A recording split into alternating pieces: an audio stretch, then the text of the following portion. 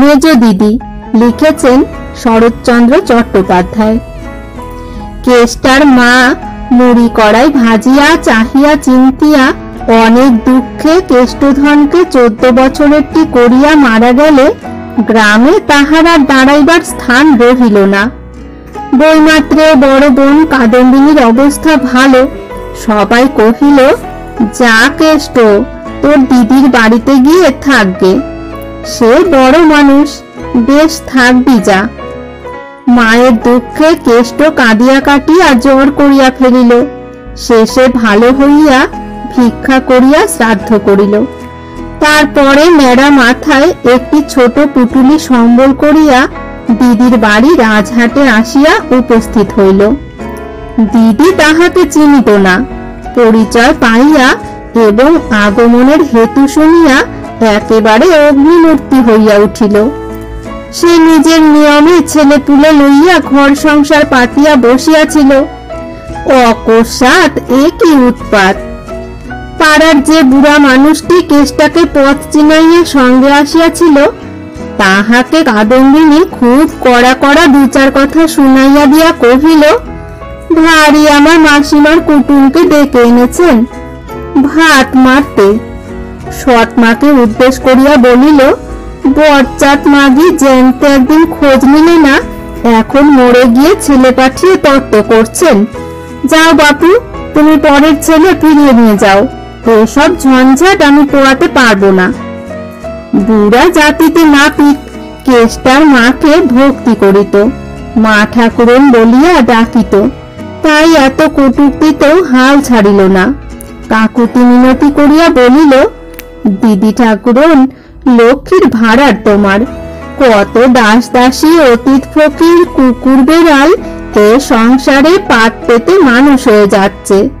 এ ছোড়া দুমুঠো খেয়ে বাইরে পড়ে থাকলে তুমি জানতেও পারবে না।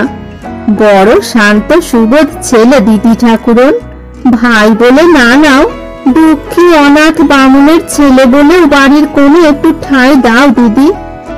এ স্তুতিতে পুলিশের দারোগার মন ভেজে। কাদম্বিনী মেয়ে মানুষ মাত্র, কাজেই সে তখনকার মতো চুপ করিয়া রহিল। বুড়া কেষ্টকে আড়ালে ডাকিয়া 2টা সলা পরামর্শ দিয়া চোখ মুছিয়া বিদায় লইল। কেষ্ট আশ্রয় পাইল। কাদম্বিনীর স্বামী নবীন মুখুজ্জের ধান চালের আড়ত ছিল।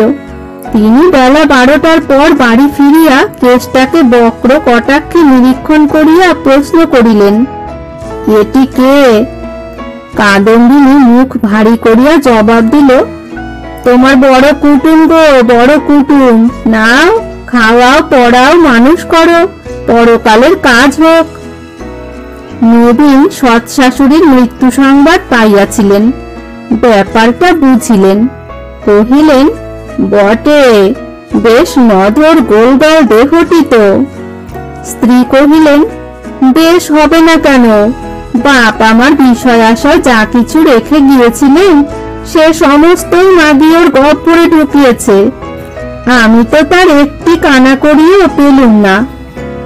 বলা বাহুল্য, এই বিষয় আশায় একখানি মাটির ঘর এবং তৎসংলগ্ন একটি বাতাবি লেবুর গাছ। ঘরটিতে বিধবা মাথা গুজিয়া থাকিতেন এবং লেবুগুলি বিক্রি করিয়া ছেলের স্কুলের মাহিনা যোগাইতেন। নবীন রোষ চাপিয়া বলিলেন, খুব ভালো। কাদম্বিনী কহিলেন, ভালো নয় আবার, বড় কুটুম যে গো, তাকে তার মতো রাখতে হবে তো। এতে আমার পাঁচু গোপালের বড়াতে এক বেলা 1 সন্ধ্যা জোটে তো তাই ঢের, নইলে অখ্যাতিতে দেশ ভরে যাবে।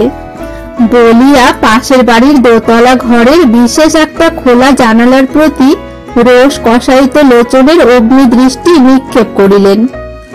এই ঘরটা তার মেজ যা হেমাঙ্গিনীর। কেষ্ট বারান্দার এক ধারে ঘাড় হেট করিয়া বসিয়া লজ্জায় মরিয়া যাইতেছিল।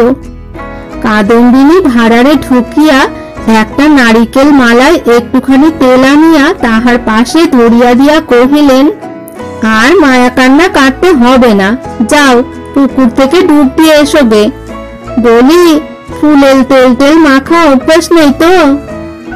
স্বামীকে উদ্দেশ করিয়া চেঁচাইয়া বলিলেন, তুমি চান করতে যাবার সময় বাবুকে ডেকে নিয়ে যেও গো, নইলে ডুবে মলে টুলে বাড়ি শুদ্ধ লোকের হাতে দড়ি পড়বে।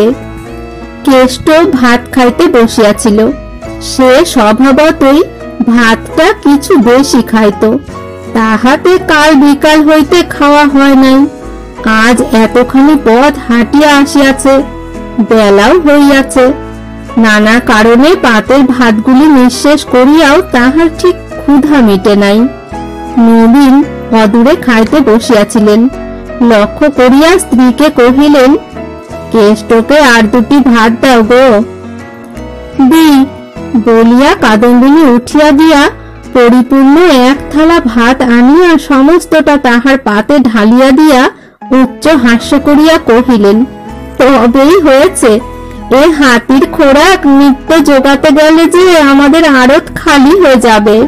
ও বেলা দোকান থেকে মন্দির মোটা চাল পাঠিয়ে দিও, নইলে দেউলে হতে দেরি হবে না, তা বলে রাখছি। মর্মান্তিক লজ্জায় কেষ্টর মুখখানি আরো ঝুঁকিয়া পড়িল। সে এক মায়ের এক ছেলে। দুঃখিনী জননীর কাছে সরু চাল খাইতে পাইয়াছিল কিনা সে খবর জানি না, কিন্তু পেট ভরিয়া খাওয়ার অপরাধে কোনোদিন লজ্জায় মাথা হেট করিতে হয় নাই তাহা জানি। তাহার মনে পড়িল, হাজার বেশি খাইয়াও কখনো মায়ের মনের স্বাদ মিটাইতে পারে নাই। মনে পড়িল, এই সেদিনও ঘুড়িলাটাই কিনিবার জন্য দুমুঠা ভাত বেশি খাইয়া পয়সা আদায় করিয়া লইয়াছিল। তাহার দুই চোখের কোণ বাহিয়া বড় বড় অশ্রুর ফোঁটা ভাতের থালার উপর নিঃশব্দে ঝরিয়া পড়িতে লাগিল। সে সেই ভাত মাথা গুজিয়া গিলিতে লাগিল।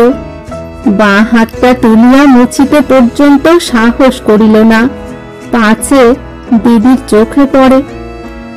অনতি পূর্বেই মায়া কান্না কাদার অপরাধে বকুনি খাইয়াছিল। সেই ধমক তাহার এত বড় মাতৃশোকেরও ঘাড় চাপিয়া রাখিল।